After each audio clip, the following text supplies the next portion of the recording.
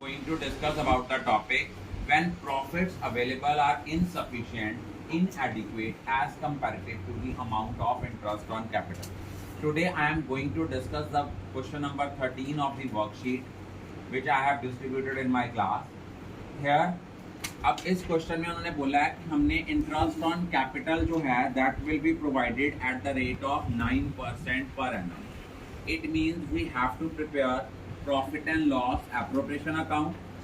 Here we write profit and loss appropriation account for the year ended 31st March 2024.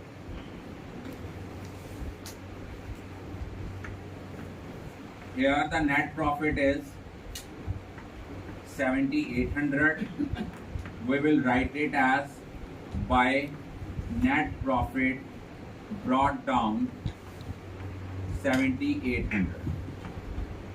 But we have to pay interest on capital at the rate 9% per annum. और capital दी हुई है जय और विजय की 80,000 and 50,000. अगर देखा जाए तो 80,000 का 9% ये हमारा बनता है 7,200 और 50,000 का 9% बनता है 4,500. क्लियर? अगर हम देखें अब हमारे पास अवेलेबल प्रॉफिट इज ओनली 7,800. इस केस में क्या है, अवेलेबल प्रॉफिट्स इनएडिक्वेट हैं as comparative to the amount of interest on capital. उस केस में हम क्या कहते हैं, डिस्ट्रीब्यूशन तो तभी पॉसिबल है ना अगर प्रॉफिट्स अवेलेबल हैं. अगर प्रॉफिट्स अवेलेबल नहीं है तो डिस्ट्रीब्यूशन क्या होगी, बिल्कुल भी नहीं. तो हम क्या करेंगे, जितना अवेलेबल प्रॉफिट है उसी को हम पार्टनर्स में डिस्ट्रीब्यूट कर देंगे इन देयर कैपिटल रेशियो. यहाँ आ जाएगा जय, यहाँ आ जाएगा विजय. 7,800 को हम 8:5 दैट इज 8/13 एंड 5/13. 4,800 इसको दे देना है, 3,000 इसको दे देना है. नीचे हमने रीजन लिख देना है as available profits are inadequate as comparative to the amount of interest on capital. So the available profit will be distributed among the partners in the capital ratio. Is it clear कि partner profit and loss appropriation account show करता है distribution of profit. और बच्चे distribution of profit तो हम तभी करेंगे ना अगर हमारे पास available profits हैं. If the profits are not available, we can't distribute the amount to the partner. Clear? To start, that is 15th question of the worksheet. Here it is mentioned A and B are partners. They have contributed capital rupee 5 lakh and 3 lakh respectively, and they are allowed to interest at the rate of 6% per annum. Their share of profit is 3:2. Profit हमें दिया हुआ है 40,000. अब यहाँ पे दो cases दिए हैं. When partnership deed is silent about interest on capital. अगर पार्टनरशिप डीड साइलेंट है, उन्होंने ये नहीं बताया कि ये चार्ज है कि एप्रोप्रिएशन है, we will assume it as an appropriation. और उस केस में ए केस में हम लोग क्या करेंगे, simple profit and loss appropriation account बनाएंगे.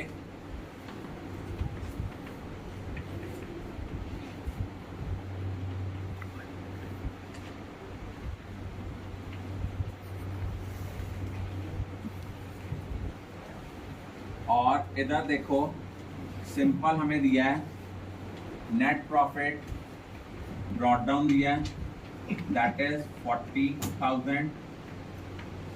उसके बाद हम लोग यहाँ लिखेंगे इंटरेस्ट ऑन कैपिटल.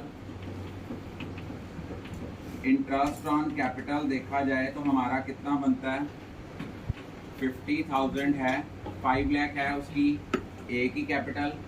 तो 5 लाख का 6% हमारा बनता है 30,000 और 3 लाख का 6% बनता है 18,000. बट हमारे पास अवेलेबल प्रॉफिट इज ओनली 40,000. इस केस में हम क्या करेंगे, अगर हमारा प्रॉफिट अवेलेबल इनसफिशिएंट है तो हम इसको कंसिडर नहीं करेंगे। जितना प्रॉफिट होगा उस प्रॉफिट को हम लोग डिस्ट्रीब्यूट कर देंगे among partners in their capital ratio. 40,000 का 5/8, 40,000 का 3/8, 25,000 ए को दे दिया, 15,000 बी को दे दिया। क्योंकि उन्होंने कुछ कहा नहीं हुआ था, ये चार्ज है कि एप्रोप्रिएशन है, तो we will always assume it as an, हम इसको जो है हमेशा क्या अज्यूम करते हैं in the absence of information, as an appropriation of profit. लेकिन एप्रोप्रिएशन तभी पॉसिबल है अगर प्रॉफिट्स अवेलेबल एडिक्वेट हैं। सेकेंड केस है, वहाँ लिखा हुआ है कि ये एक चार्ज अगेंस्ट प्रॉफिट है, तो यहाँ लिखना है फिर हमें चार्ज अगेंस्ट प्रॉफिट है तो हमें कौन सा अकाउंट बनाना है, प्रॉफिट एंड लॉस अकाउंट। यहाँ लिखेंगे बाय बैलेंस ब्रॉट डाउन, ये दिया है 40,000। अगर चार्ज अगेंस्ट प्रॉफिट है, चाहे कंपनी को लॉस हो फर्म को प्रॉफिट हो, पे तो करना ही पड़ना है। ए का इंटरेस्ट ऑन कैपिटल बनता है 30,000, बी का बनता है 18,000। यहाँ से आ गया आपका by net loss carry down 8,000। अब हमें लॉस जो है, लॉस को आगे फर्दर डिस्ट्रीब्यूट करना पड़ेगा among the partners in their aggregate rate. I think all of you are clear about.